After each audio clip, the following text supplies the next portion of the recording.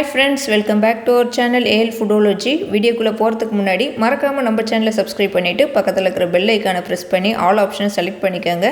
அப்பதான் நான் போடுற எல்லா வீடியோஸோட நோட்டிஃபிகேஷன் உங்களுக்கு கிடைக்கும். இன்ஸ்டாகிராம்லயே அப்படியே நம்ம பேஜை ஃபாலோ பண்ணிக்கங்க.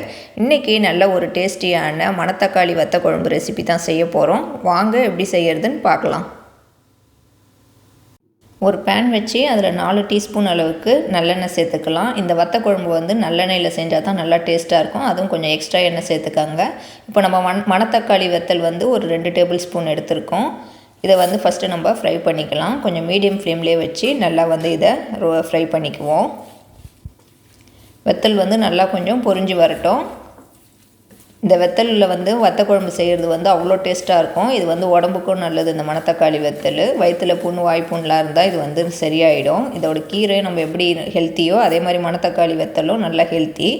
இப்போ இதை கொஞ்சம் ஃப்ரை பண்ணிவிட்டு நம்ம வந்து தாளிக்கிறதுக்கு 1/4 டீஸ்பூன் வெந்தயமும் 1/4 டீஸ்பூன் கடுகும் சேர்த்துக்கலாம்.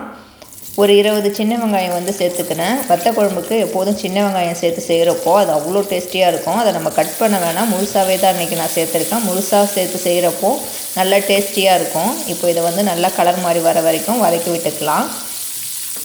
நல்லெண்ணெயிலேயே வெங்காயம் நல்லா வதங்குறப்போ அது நல்லா இன்னும் கொஞ்சம் டேஸ்ட்டாக கொடுக்கும். இப்போ இது வதங்கிட்டு இருக்கிறப்பவே இது கூட நான் கொஞ்சம் கருவேப்பிலை சேர்த்துக்கிறேன். பூண்டு பல் கொஞ்சம் ஒரு 10 சேர்த்துக்கிறேன். உங்கள்கிட்ட அதுக்கு மேலே இருந்தாலும் அதிகமாக சேர்த்துக்கோங்க. பூண்டு சேர்த்த பிறகு நல்லா கலர் மாதிரி வர வரைக்கும் இதை நல்லா வெங்காயத்தோடையே சேர்த்து வதக்கி விட்டுக்கலாம். பூண்டும் சின்ன வெங்காயமும் நல்லா அந்த நல்லெண்ணெயில் வதங்கி வரப்போ குழம்பு நல்லா அவ்வளோ டேஸ்ட்டாக இருக்கும். அதனால் நல்லா கொஞ்சம் டைம் எடுத்து வதக்கிக்கோங்க. இது மாதிரி நல்லா வந்து கொஞ்சம் கலர் மாதிரி வரணும். இது வதங்கிட்டு இருக்கிறப்பவே இது கூட கட் பண்ண ஒரு தக்காளியும் சேர்த்துக்கிறேன். நல்லா பழமான தக்காளி சேர்த்துக்கோங்க. அப்போ தான் டேஸ்ட் நல்லாயிருக்கும். தக்காளி சேர்த்துட்டு ஒரு 1/2 டீஸ்பூன் அளவுக்கு மஞ்சள் தூள் சேர்த்துக்கலாம். மஞ்சள் தூள் சேர்த்த பிறகு தக்காளி வந்து நல்லா கொஞ்சம் மேஷ் ஆகிற வரைக்கும் வதக்கி விட்டுக்கலாம். தக்காளி வந்து நல்லா கொஞ்சம் மசியணும். அந்த மாதிரி அளவுக்கு வதக்கினா தான் குழம்பு நல்லா கொஞ்சம் திக்னஸாக கிடைக்கும். அதனால் நல்லா கொஞ்சம் நேரம் நம்ம வதக்கி விட்டுக்குவோம்.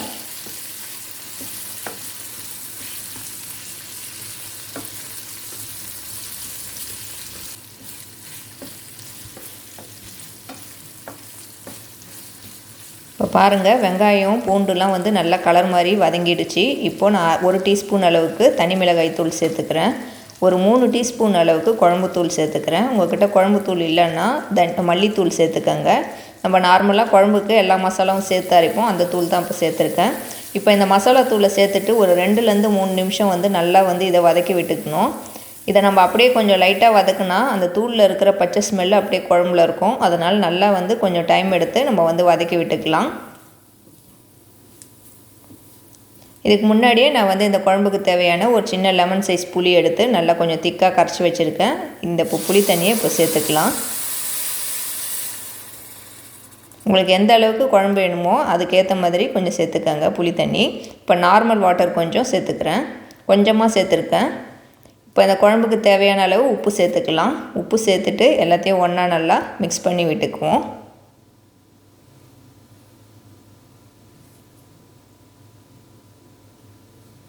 இது எல்லாத்தையும் ஒன்றா நல்லா மிக்ஸ் பண்ணி விட்டுட்டு ஒரு லிட்டு போட்டு நம்ம மூடிக்கலாம். இது வந்து ஒரு 1/2 மணி நேரம் வந்து நல்லா வந்து கொதித்து வரட்டும். குழம்பு வந்து நல்லா கொஞ்சம் திக்காகி சுண்டி வரட்டும். அது வரைக்கும் அதுக்கப்புறம் நம்ம ஓப்பன் பண்ணி பார்க்கலாம். ஒரு 1/2 மணி நேரத்துக்கு அப்புறம் இப்போ நம்ம வந்து ஓப்பன் பண்ணியாச்சு லிட்டை.